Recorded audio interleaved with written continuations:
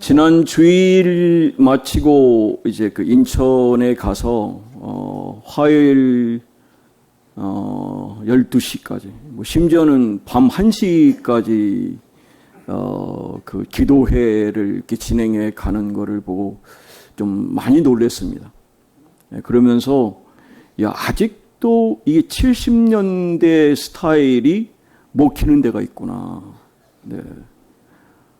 잘 의자가 없습니다. 바닥에 앉아 있는데 그것도 다리를 펼 수 있는 공간이 아니라 앞과 뒷사람이 20cm 이상 벌리면 안 됩니다. 그래야 다 앉을 수가 있기 때문에. 그러다 보니까 쉽지 않더라고요.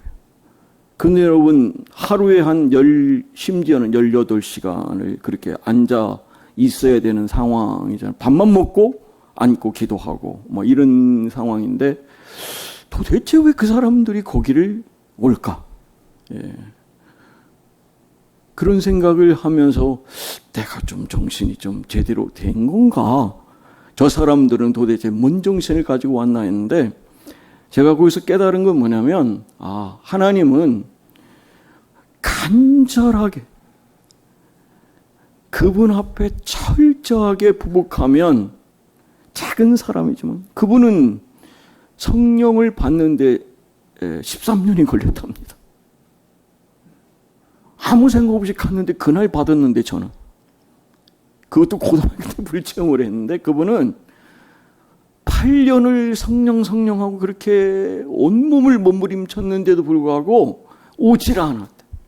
13년이 걸려서 그런 체험을 한 그 사람을 통해서 지금 한 6만 명 넘는 사람들이 그곳에서 은혜를 받고 전국에 또 전 세계적으로 가고 있다는 이 사실을 보면서 우리 김상호 전사님 아버님이 형님은 그때 바로 신학을 해가지고 했으면 온 세상을 뒤집었을 텐데 어쩌다 그러셨어 그래요. 어떤 한 분이 저에게 얘기해 주시기를 왜 그 많은 은사를 다 사장시키고 있냐라고 하는 질타도 받았습니다. 그러면서 제가 깨달은 부분은 기도 그곳에 소망이 있다. 그리고 아무리 나약하고 연약해도 할 수 있구나. 그래서 저도 열심히 했습니다. 와서 보니까 엉덩이가 아픈 거예요. 그러니까 한 3일 이상을 그렇게 바닥에 앉아 있다 보니까 이 엉덩이가 만만치가 않았었나 봐요. 그저께 제가 TV에서 유키즈라고 하는 언더블록인가 같은 그 유재석 그 프로그램을 잠깐 봤는데요. 젠슨 황이라고 하는 엔비디아 회장 인터뷰하는 걸 제가 좀 잠시 귀 기울여 봤습니다. 대만에서 그 9살 때 이민을 갔다 옵니다. 가서 여러분 그가 화려한 환경이었으면 대만을 떠났겠습니까? 그러니까 가가지고 이 아이가 보니까 학생 시절에 접시 닦고 웨이터 학비 마련하고 하면서 그가 이렇게 얘기를 해요. 그때 어린 시절의 힘든 노동이 자신을 겸손하게 만들었고 작은 일에도 책임을 다해야 되겠구나 라고 하는 책임감을 갖게 됐다는 거예요. 그리고 많은 역경 상황에서 파산 직전에 여러 번 경험을 생각한 것이 끝까지 포기하지 않겠다. 결코 사람도 포기하지 않고 자신의 그 미션도 포기하지 않는 그런 마음. 그 친구가 그 얘기를 했어요. Mission is the boss 그랬어요. 그러니까 자기가 CEO지만 자기가 CEO가 아니라는 겁니다. 어떤 미션이 주어지면 그 공동 이익을 위해서 모든 사람이 보스처럼 그렇게 가는 거다. 그러니까 무엇보다 중요한 게 사명 중심의 리더십이라는 얘기죠. 저는 그 얘기를 들으면서 그렇구나. 교회에 왜 성령이 계시고 성령이 우리에게 은사를 주셔서 각자 사역을 맡기시나. 중요한 부분은 미션이 보스라는 겁니다. 미션이 이 교회의 모든 중심의 리더십이 돼야 된다. 이 말을 했어요. 스탠포드 졸업생들에게 졸업 축사를 하면서 나는 여러분에게 적당한 고통과 실패가 있길 바란다 그랬습니다. 스탠포드 학생들이. 왜 그런가? 고통이 사람을 단련시키고 실패가 사람을 성장시켰다. 체험적으로 얘기해서 63년생입니다. 예, 저보다 어리죠. 네, 그런데 제가 보니까 얼굴도 그 얼굴에 좀 뭔가 편안한 모습 속에서 말을 하는데 어찌 그렇게 이쁘게 하는지, 이야, 될 놈은 따로 있구나 하는 생각을 해보는 게, 그 어떤 사람도 품고 안아가고 다 잘 됐으면 좋겠대요. 자기가 지금 한국에서 만나는 그 많은 친구들 한 사람도 결코 버리지 않고 품는다는 겁니다. 바로 이런 모습을 보면서 저 사람을 그가 뭐 신앙이 어떤지는 관계없고 정말 그런 겸비한 모습, 결코 포기하지 않는 그 모습이 AI 시대의 최고의 CEO로 그를 만들었다. 많은 사람들은 막 코앞에 있는 그 이익을 막 갖고 있는데, 이 사람은 20년이라는 그 꿋꿋하게 그 일을 바라보면서 그 AI 플랫폼을 만들어내는 과정이었는데, 그 일을 통해서 지금은 전 세계 여러분 관심이 별로 없으시지만 순수 자산이 200조라고 그럽니다. 뭐 2000조면 어쩔 것이야, 뭐 이런 건데. 자, 그의 성공 비결에 대해서 제가 생각해 봤어요. 긴 한목이 있었다. 긴 한목이. 여러분, 코앞에 뭔가 이익이 없으면 불안해하는데 20년을 바라보고 투자를 한 거예요. 다른 사람들, 이 어리석은 사람 이랬는데 그는 멀리 바라봐서 그 일을 이룬 거죠. 그리고 성실함이었습니다. 성실함. 한결같이 지금도 모습이 그래요. 20년 전이나 20년 후에나 자기는 동일하게 성실하게 자기 맡겨진 일을 오늘이 마지막 날이면서 그 일을 하겠다. 그리고 어떤 상황에서 실패를 두려워하지 않는 용기, 그리고 사람을 세우는 리더십. 이 리더십, 그래서 그는 어떤 천재성이 있어서가 아니라 그런 바로 이게 품는 마음, 함께 세워가는, 이 함께란 말이 참 마음에 와닿았어요. 우리 교회가 함께하는 교회 아닙니까? 공동체는 함께하는 이런 부분인데, 오늘 본문에 나온 주인공이 바로 바나바가 그런 인물이었습니다. 사람을 세워주는 사람이었죠. 그가 여러분 사람을 세워줬기 때문에 여러분 신약 성서의 27권 중에 14권이 써지게 된 겁니다. 그러니까 그는 비록 자기 힘으로 자기의 손으로 글을 쓰지는 않았지만, 하나님은 바나바를 통해서 바울이 쓴 13권, 마가가 쓴 이 한 권 포함 14권을 바나바가 쓴 것으로 인정하신다. 그래서 여러분, 평신도의 모델 고넬료 말씀드렸는데, 저는 더 평신도 선교사의 전형적인 하나님의 최고의 모델이 누굴까? 저는 두말 않고 바나바라고 저는 생각합니다. 프랑스의 물리학자고 사상가인 파스칼이 참 큰 영적인 대인이 되는 비결을 3가지 얘기했는데요. 자기 소유에 집착하지 않는 사람이랍니다. 자기 소유에. 두 번째는 관대한 너그러운 사람, 그리고 동정할 줄 아는 사람, 함께 세워가는 일입니다. 나가 아니라 함께 세워가는, 공감하는 사람이 대인이다 그랬습니다. 성경을 보면 출신 신분에 관계없이, 학력이나 이런 거 관계없이 하나님께서 쓰신 사람들을 보면 공통점이 있었습니다.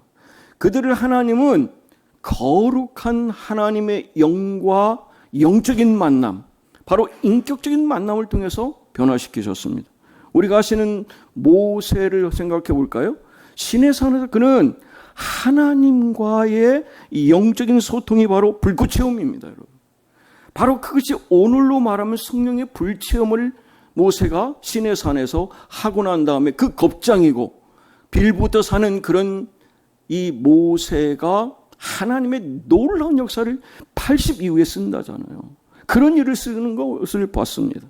그러니까 그렇게 성격이 그렇게 보면 소심한 사람인데, 소심의 대명사는 기드온 아닙니까?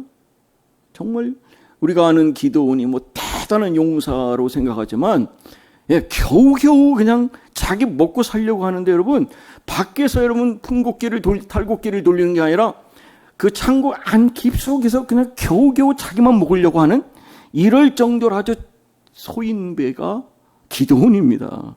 그런데 여러분 그가 성령을 받고 난 뒤에 큰 용사가 되었거든요. 우리가 아시는 다윗도 어떻습니까? 성령의 감동을 받고 그는 역사의 가장 위대한 별이 되지 않았습니까? 예수님의 12제자는 어떻습니까? 12제자들 다 별볼일 없잖아요. 갈릴리 어부 출신이고 출신이 참 천한 사람들인데 그 사람들을 하나님은 대범한 비범한 인물로 만드셨다. 그러니까 한마디로 소인배가 영적 대인으로 변할 수 있는 그 역사적인 사건이 바로 하나님의 영인 성령을 그가 만날 수 있는가. 그래서 성령을 받으면 내 삶, 내 등급, 내 사이즈가 다 달라질 수 있다는 겁니다. 그래서 여러분 큰 그릇으로 하나님은 바꾸어 주신다라는 말씀을 하고 있는 거죠. 저는 오늘 이 본문에 나온 이 바나바가 그런 사람이었습니다. 원래 이 사람 이름은 요셉입니다. 근데 그가 별명을 사도들한테 받은 거예요. 그게 바로 우리가 아는 것처럼 바나바, 위로의 사람, 격려의 사람. 바로 이 사람을 전승해 보면 우리가 아시는 것처럼 70 전도 요원 중에 한 사람이 바나바입니다. 그리고 예수님 부활하셔서 승천하실 때 그 500명의 목격자 중에 한 사람이 바로 바나바다 그럽니다. 근데 중요한 것은 바나바는 목회자 아닙니다. 엄격히 말하면 목회자 아닙니다. 틀림없이 예루살렘 교회에 존경받는 평신도 사역자다. 평신도 지도자였습니다. 그 사람이 그런데 그 사도행전을 제가 보니까 예루살렘 교회가 전적으로 그를 신뢰해서 여러분 목회자도 아닌 바나바를 안디옥 교회로 초대 선교사로 초대 목회자로 파송하지 않습니까?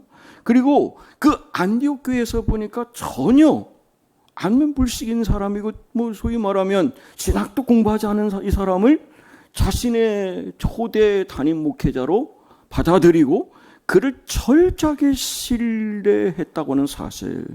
그리고 그 당시 지성인들은 굉장히 박식한 사람들은 사실 서로의 생각이 다르거나 그리고 여러분 혈족이 다르면 상대를 안 했습니다. 그런데 여러분 우리가 하시는 것처럼 바울은 그래서 그는 관계가 별로 좋지 않았거든요. 그런데 바나바는 그 어떤 부류의 사람이든지 다 품고 안아갈 수 있는 그런 대인의 성품을 가진 사람. 그 이유가 뭘까요? 저는 한마디로 성령에 충만한 사람이었기에 하나님은 바나바를 그렇게 쓰셨다. 오늘 권사님 읽어주셨지만 바나바를 얘기해요. 착한 사람이라 그러지 않습니까? 선한 사람. 그리고 성령과 믿음이 충만했는데 그 결과가 어떻게 나왔어요? 그 사람이 착하고 믿음이 성령에 충만한 그 사람으로 말미암아 많은 사람들이 주님께로 돌아왔다. 할렐루야. 그래서 저는 오늘 이 말씀 오늘 한 절만 딱 읽었습니다. 읽기 너무 많죠. 4장에도 나오고 11장, 13장 다 이 바나바 얘기가 나오지만 사실은 딱 한 문장을 잡으면 이렇게 잡을 수 있으면 좋겠다. 아니요. 저와 여러분이 하나님이 하나님 생명책에 기록할 때 저와 여러분의 이름을 대고서 선한 사람이야. 그리고 믿음과 성령이 충만한 사람이야. 그래서 그 일을 통해서 많은 사람들을 세우는 인플루언서로 살았던 사람, 그 사람이 저와 여러분 되시기를 주님의 이름으로 축복합니다.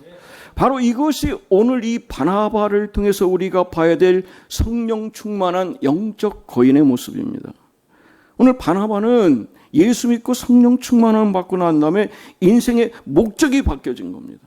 그래서 우리가 아는 것처럼 더 이상 돈을 목적 없이 쓰는 사람이 아니라 하나님 나라를 위해서 그분의 영광을 위해서 쓸 수 있는 그런 물질에 대한 태도의 변화가 일어났습니다. 그래서 한 3가지 정도 나누려고 하는데 바나바는 모으는 자가 아니라 나누는 자, 주는 자라는 겁니다. 그럼 우리가 사이프러스라고 하는 이 지역에서 이 사람이 흩어진 유대인으로 살았는데 사실은 레위 지파는 원래 땅을 소유하면 안 되게 되어 있습니다. 그런데 그 당시는 이게 좀 뭔가 이렇게 안정된 상태가 아니다 보니까 이 바나바의 부모님들이 사이프러스에 가가지고 뭐 우리로 말하면 지금 부동산 투자를 해서 이렇게 땅을 샀다고 이렇게 추정이 되고 있어요.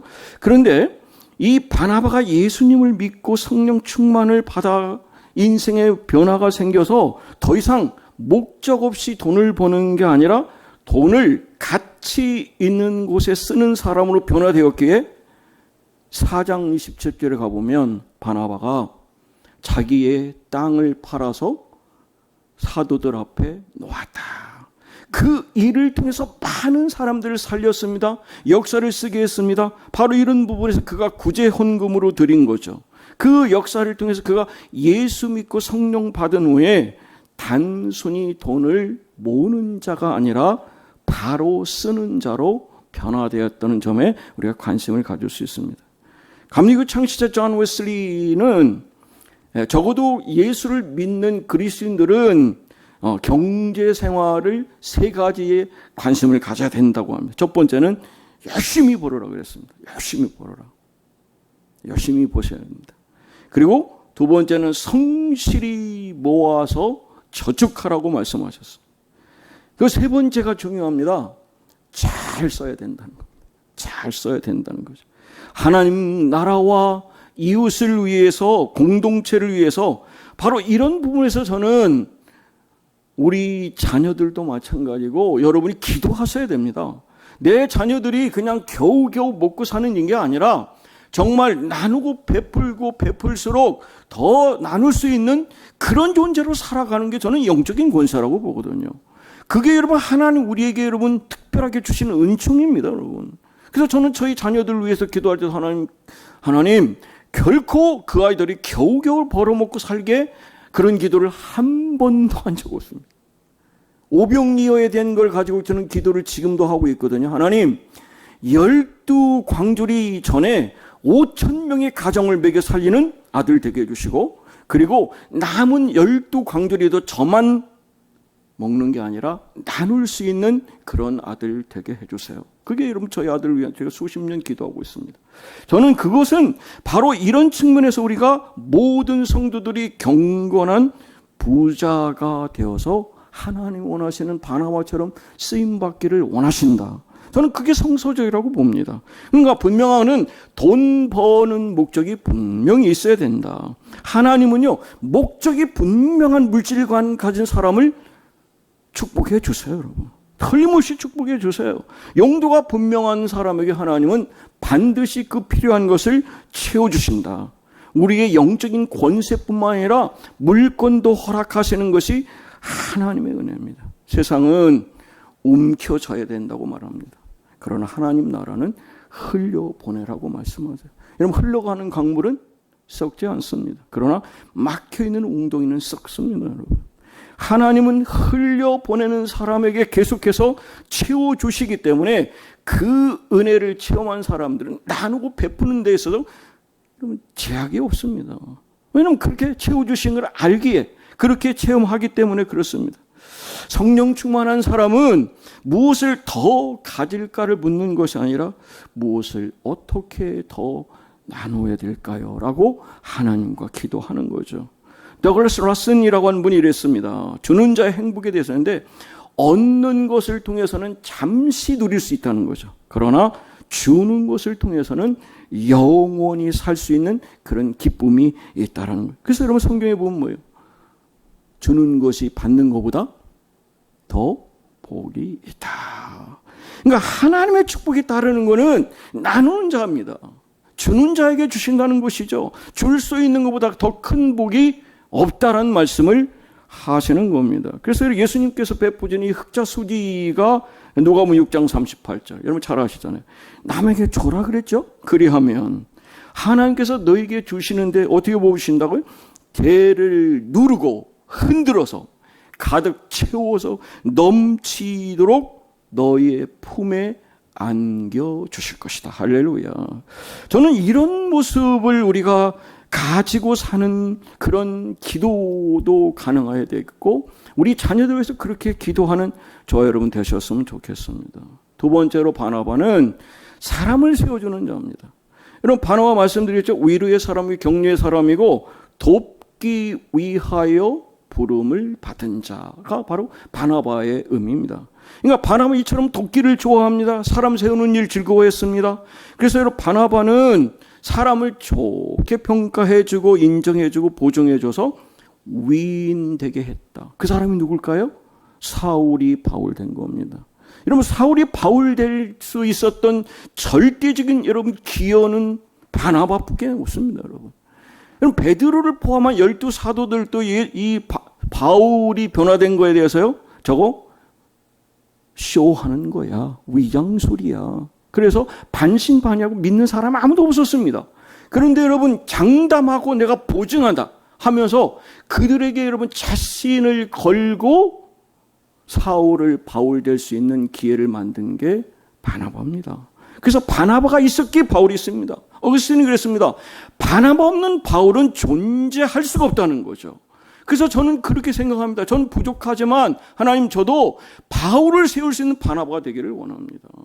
그들을 통해서 하나님 역사를 쓰실 때에 제가 그 일을 감당하고, 우리 교회 사명도 제가 여러분 작은 여러분 몸부림일지는 모르지만 이 일을 통해서 차후에 청출어람에 바울을 세울 수 있다면, 그럼 저는 하나님 앞에 네가 한 거야, 너 애썼다, 인정하실 거라고 저는 생각합니다.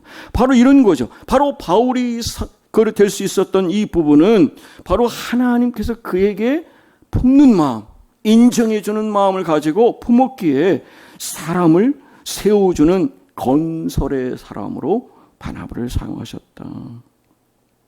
우리가 아시는 것처럼 사도행전 9장에 가보면 여러분, 사울은 완벽한 유대주의자입니다. 그리고 과격파거든요.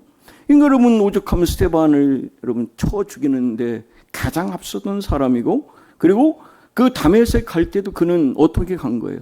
예수 믿는 사람 잡아 죽이려고 갔던 겁니다.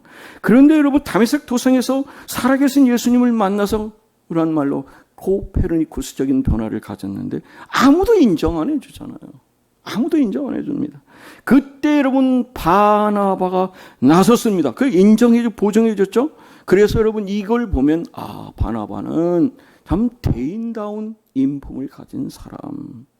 비록 가진 거나 뭐 특별한 존재는 아닐지는 몰라도 자신의 위치에서 마음을 열고 그에게 기회의 문을 줬기 때문에 사울이 바울로 바뀔 수가 있었습니다. 우리가 잘 아시는 것처럼 마가를 한번 생각해 볼까요? 마가 선교여행을 가지 않습니까? 마가는 다락방만 해도 한 500명이 들어가는 그런 공간 아닙니까? 그러니까 아마 그 당시에 엄청난 부를 누리고 살았던 집안이 그랬을 것 같아요. 그렇지 않습니까? 그렇게 살다가 선교를 가니까 얼마나 불편해요. 그러니까 중도 포기하고 돌아왔습니다. 그 2차 선교여행을 가는데 바울은 저런 놈 필요 없어 라고 얘기합니다. 안 돼! 버립시다! 이렇게 얘기했을 때 바나바는 아니라고.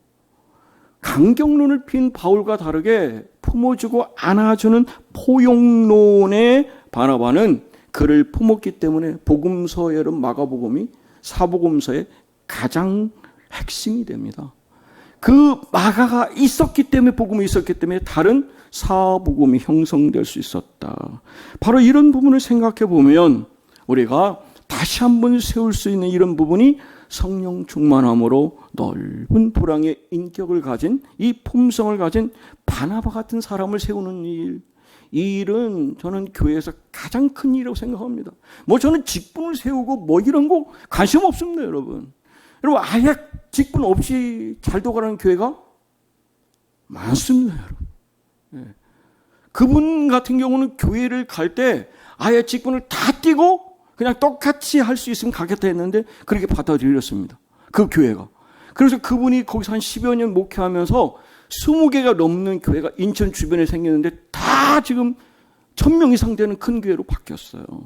그런 걸 보면 중요한 것은 그 사람은 정말 거리에 여러분 깡패 같은 아이들, 막 그냥 마약하는 아이들 불러다가 그렇게 해서 그렇게 세운 겁니다. 저는 그 박보영 목사님의 그 일을 통해서 볼 때, 참 하나님은 늦게 공부를 했고 늦게 목회를 하셨어도 저렇게 하나님을 세우시는 걸 보면 하나님 저에게도 청초로움의 산증인으로 제가 살기를 원하는 이 마지막 저에게 꿈을, 기도를 하나님이 들으시고 우리 교회에 영적 대운을 세우시고 다음 세대를 세우셔서 하나님의 놀라운 시대와 민족 앞에 영향력 끼치는 하나님의 사람을 여러분 자녀손을 통해서 세우실 줄 믿습니다. 저는 그 일이 제 일이라고 생각합니다. 그래서 여러분 레슐리 플린이라는 이 신학자가 그랬어요. 이 바나바의 위로 사역에 대한 얘기가 얼마나 중요하냐. 그 사람을 세워주는 자의 축복을 통해서 초대 교회 말씀드린 것처럼 사도 바울 통해서 13권, 마가의 1권 이런 부분인데, 마가가 처음에는 그렇게 버림을 받았지만 사실은 바울이 이제 나이가 들고 말년에서는 그런 얘기를 합니다. 마가를 데려와라 그랬습니다.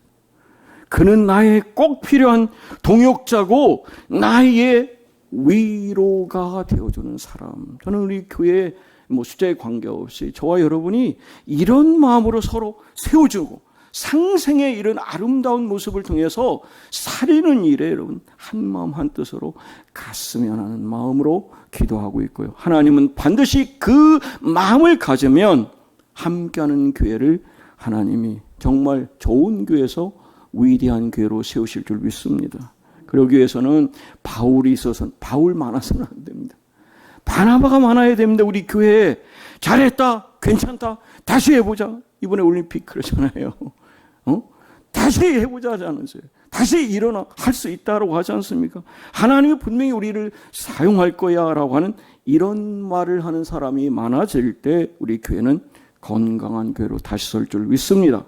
바로 성령 충만한 사람은 허물을 보는 사람이 아니라 그의 가능성을 보고 결코 포기하지 않고 함께 세워가는 사람. 바로 이 부분을 통해서 오늘 본문의 말씀 그래요. 하나님은 분명히 그래요. 내가 하나님께 쓰임받을 수 있는 이 일이 뭘까? 하나님, 저도 바나바처럼 내 중심이 아니라 바나바처럼 사람을 세우는 사람 되기를 원합니다.